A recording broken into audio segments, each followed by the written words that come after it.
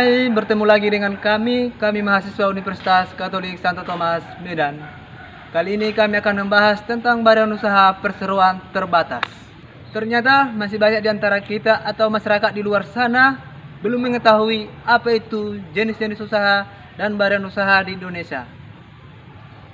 Jenis-jenis usaha atau badan usaha di Indonesia ada dua, yaitu satu, badan usaha berbadan hukum, yang kedua, badan usaha tidak berbadan hukum. Pengertian badan usaha berbadan hukum yaitu di mana antara aset pribadi dan aset perusahaan tidak dicampur atau dipisahkan. Dan jika terjadi kerugian, maka konsekuensinya atau pertanggungjawabannya hanya sebatas saham yang dimiliki dan tidak bisa menembus harta pribadi. 2. Pengertian badan usaha tidak berbadan hukum yaitu di mana antara aset pribadi dan aset perusahaan dicampur atau disatukan. Dan jika terjadi kerugian, maka konsekuensinya atau pertanggungjawabannya tidak hanya sebatas saham, tetapi harta pribadi bisa ditembus. Contoh-contoh badan usaha berbadan hukum di Indonesia. 1. Perseroan terbatas atau PT. 2. Koperasi. 3. Yayasan. Dan contoh-contoh badan usaha tidak berbadan hukum. 1. Perusahaan perseorangan. 2. Firma. 3. CP. Dan lain-lain. Baiklah, dari contoh-contoh badan usaha yang saya ucapkan tadi, kami akan membahas tentang badan usaha berbadan hukum yaitu perseroan terbatas. Yuk, langsung saja kita bahas. Perseroan terbatas. Perseroan terbatas adalah suatu badan usaha yang berbadan hukum, atau dalam bahasa Belanda sering disebut sebagai Namlutsvennootschap atau NV, yang apabila diterjemahkan secara harafiah dapat diartikan sebagai perusahaan tanpa nama. Artinya, perusahaan tersebut tidak diberi nama dari salah satu anggota atau dari dua anggota, melainkan perusahaan tersebut diberi nama berdasarkan tujuan didirikannya perusahaan itu. Menurut pasal 1 angka 1 UU PT, yang dimaksud dengan perseroan terbatas adalah suatu badan hukum yang didirikan melalui perjanjian, melakukan kegiatan usaha dengan modal dasar seutuhnya terbagi atas saham, dan memenuhi persyaratan yang telah ditentukan oleh undang-undang.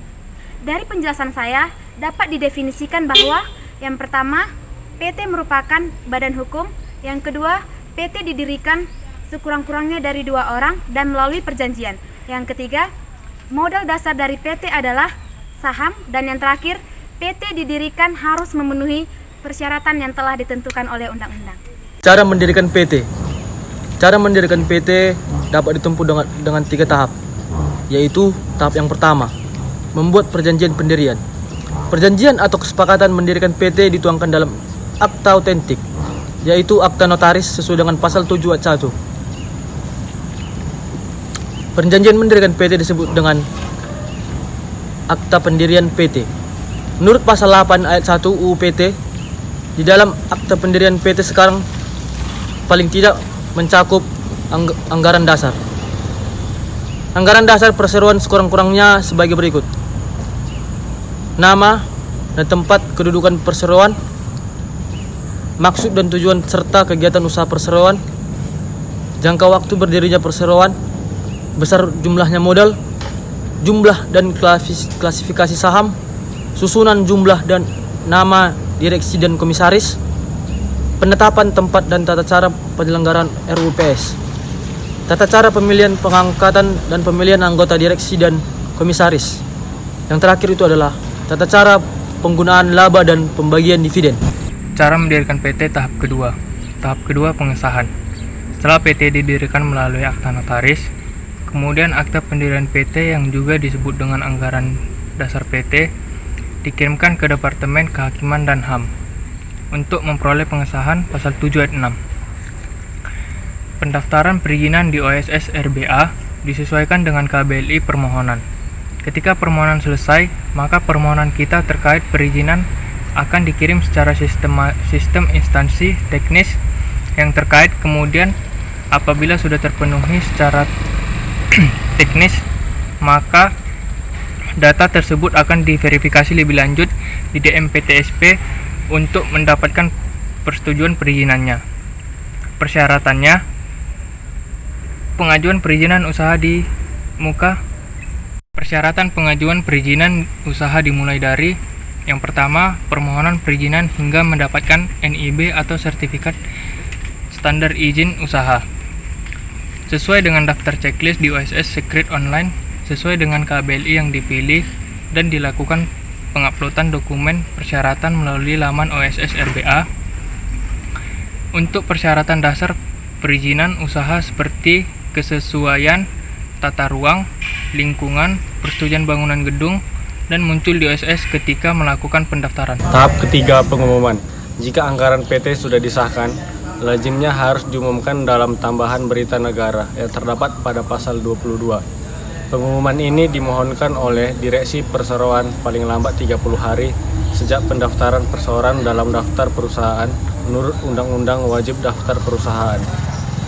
Yang berikutnya jenis perseroan terbatas, yaitu ada 6. 1. Perseroan terbatas terbuka. 2. Perseroan terbatas tertutup. 3. Perseroan terbatas kosong. 4. Perseroan terbatas domestik.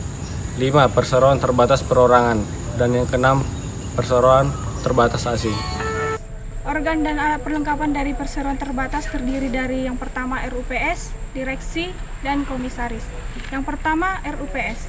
RUPS merupakan alat kekuasaan tertinggi dari perseroan terbatas yang bertugas dan berwenang dan kekuasaannya tidak dimiliki oleh direksi dan komisaris. Berikutnya direksi. Direksi merupakan organ perseroan terbatas yang bertugas dan berwenang untuk menjalankan kegiatan dari perseroan terbatas dalam kesehariannya. Yang terakhir komisaris.